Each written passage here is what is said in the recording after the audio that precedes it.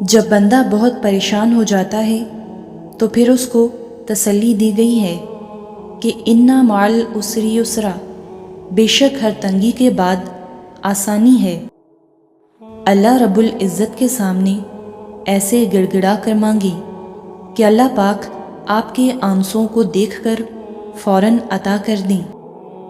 حضرت ایوب علیہ السلام کو اتنی بڑی بیماری میں اتنے عرصے کے بعد جب صحت عطا کی گئی تو اللہ پاک نے پہلے سے بھی زیادہ نعمتیں ان کو عطا کیں، کیونکہ وہ سب جو پہلے تھا وہ تو تباہ ہو چکا تھا، لیکن حضرت ایوب علیہ السلام اپنی رب کی طرف ہی آہوزاری اور شکر گزاری کرتے رہے اور مانگتے رہے، تو اللہ نے بھی پھر ہر طرح کی نعمتیں عطا فرما دیں۔ ہم نے بھی ہر حال میں اسباب کو اختیار کرتے ہوئے صرف اللہ کی رحمت کی طرف توجہ کرنی ہے۔ انشاءاللہ اللہ ہم سب کے کام بنا دے گا۔ سورہ بقرہ کی آیت نمبر 45 میں اللہ تعالیٰ فرماتا ہے، اور صبر اور نماز سے مدد حاصل کرو۔ تو دیکھو جب کوئی ایسی آزمائش آ جائے کہ کوئی راستہ نظر نہ آ رہا ہو، آپ کو حق پر بھی ہوتے ہوئے مشکلات کا سامنا کرنا پڑے، تو ایسے میں اپنا اللہ پر یقین اور پختہ کر لینا، فوراً اٹھنا، وضو کرنا، خشوع کے ساتھ نماز ادا کرنا اور اللہ سے مدد مانگنا کہ اللہ آپ تو جانتے ہیں میں سب کچھ چھوڑ کر صرف آپ کے لیے یہاں آیا ہوں، اب مجھے ثابت قدم رکھنا، مجھے اپنے نفس کے حوالے نہ کرنا، مجھے شیطان کے وسوسوں سے بچا لینا، میں ماضی کے گناہ میں پھر پڑنا نہیں چاہتا، پھر دیکھنا اللہ کیسے تمہاری مدد کرتا ہے، کیونکہ یہ تو صرف تمہارے یقین کی آزمائش تھی، تو تم تو خوش نصیب ہو کہ اس نے تمہیں ہدایت دی اور اپنے راستے کے لیے چنا۔ اور سنو، راستہ نظر نہ آئے تب اللہ پر یقین ایمان ہے، جب وسائل اور ذرائع نہ ہوں اور پھر یقین ہو کہ اللہ مسبب الاسباب ہے، وہ اسباب کا پابند نہیں، وہ اسباب کا محتاج نہیں، بلکہ اسباب اس کے محتاج ہیں۔ اگر ایسا یقین ہے تو ایمان ہے، اگر ایسا نہیں ہے تو پھر آپ کا یقین اسباب پر ہے، وسائل پر ہے۔ اس وقت کہاں راستہ تھا جب حضرت موسیٰ علیہ السلام کے سامنے سمندر اور پیچھے فرعون کا لشکر تھا، وہاں تو یقین نے سمندر کو بھی راستہ دینے پر مجبور کر دیا۔ جہاں کہیں بھی تم ہوتے ہو اللہ تمہارے ساتھ ہوتا ہے، لیکن اس کا یقین قائم ہو جائے پھر دنیا کی کوئی طاقت تمہیں ہرا نہیں سکتی۔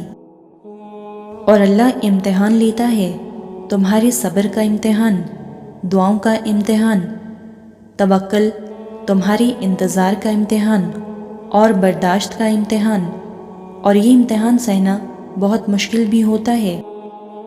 کبھی کبھی ہم تکلیف برداشت نہیں کر پاتے اور اپنی دعاؤں پر توکل کرنا چھوڑ دیتے ہیں، درد سہنا مشکل ہو جاتا ہے، طویل انتظار دل کو تھکا دیتا ہے، مگر اللہ تعالیٰ کا امتحان تکلیف دینے کے لیے نہیں ہوتا۔ غور کرو تو پتہ چلے گا کہ جب تم اس امتحان میں نہیں تھے تب تم اللہ سے اتنا قریب نہیں تھے جتنا اس درد نے تمہیں اللہ کے مزید قریب کر دیا ہے۔ تم دیکھو گے کہ کیسے تمہاری دعاؤں میں خلوص آ گیا ہے، یقین آ گیا ہے۔ یہ امتحان تمہارے دل و دماغ پر پڑی درد کی اس دھند کو آہستہ آہستہ مٹا دے گا، اور شاید یہ وہی راستہ ہو جو اللہ نے بنایا ہو تمہیں اپنی طرف لے کر آنے کا۔ اور کس نے کہا کہ اللہ باتوں کا جواب نہیں دیتا؟ کس نے کہا کہ وہ ہماری طرف متوجہ نہیں ہوتا؟ کس نے کہا کہ وہ ہم سے دور ہے؟ کس نے کہا کہ وہ دعائیں پوری نہیں کرتا؟ وہ پاک ذات، اس نے وعدہ کیا ہے کہ وہ تمہیں دے گا، تم مانگ کر تو دیکھو۔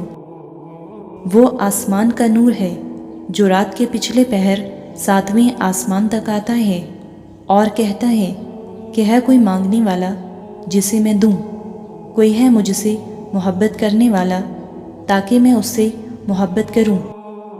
کوئی ہے جس کے میں غم مٹا سکوں، اور اللہ کے فیصلوں پر بھروسہ کرنا سیکھو۔ کچھ پریشان کر رہا ہے، اداس ہو، فیصلہ نہیں کر پا رہی، تو ایک بار اللہ سے بول کے دیکھو، اسے بتاؤ، اس کے ساتھ مشورہ کرو، اس سے دعا مانگو، پھر دل سے یہ خوف نکال دو کہ کیا ہوگا کیا نہیں، جو بھی ہوگا بہترین ہوگا۔ اسے ہی توکل کہتے ہیں۔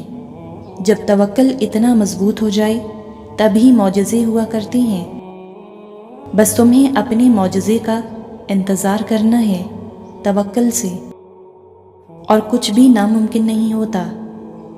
ہم بس ایسا سوچ لیتے ہیں کہ یہ چیز نہیں ہو سکتی۔ کیوں نہیں ہو سکتی؟